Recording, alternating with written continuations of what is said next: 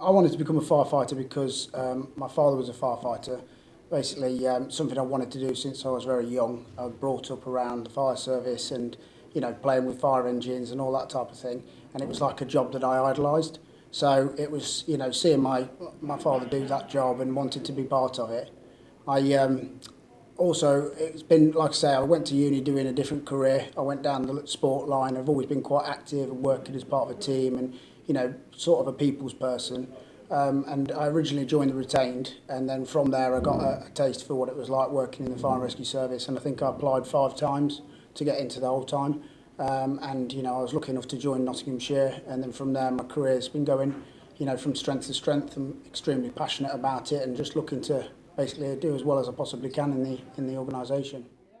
I think having my father in the fire service was important to me because it made me realise the values of the fire service early on. So I was able to understand what the organisation was about, and seeing that it was more than just going out and dealing with emergency incidents. It was, talking to children, talking to vulnerable people, and I thought that, I had them sort of personal skills that would be good to be able to deliver that message to people. And it's, I was doing sport and I was teaching children and coaching in that sort of respect. So it was like almost a transferable skill for me to do that within the fire service.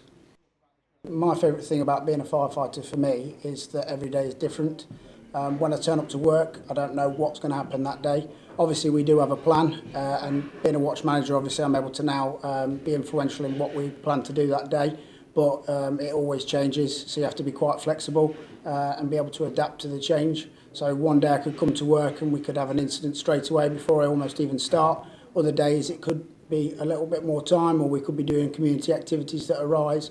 And it's being able to be adaptable to that change all the time. And for me, that makes the job interesting because you never feel bored about having to come to work. The piece of advice that I'd give to somebody applying for the fire service is to not stop. And always, if it's something that you want to do, you'll be able to make it a career for yourself. Like I say, personally, I applied 5 times. I was dedicated and committed to getting in, and I made sure that I did all the right steps to be able to obviously get myself a whole-time job. I looked at courses that I could do. I looked at all different types of organisations that I could join and maybe speak to people within the fire sector and get a better understanding of what the job is to make myself a stronger candidate when I applied. If you want to join the fire service and make it a career that is obviously going to last a lifetime, I personally think that you shouldn't stop trying. You should think to yourself that anybody can be a firefighter. It's not the stereotypical role that you might think, and make sure that you put yourself out there, you have a go, you look on our website, and you try and gain some more information about what the job is, because it is an excellent job and it is a job for life. So stop doubting yourself and say to yourself, yes, you can join the fire service if you want to.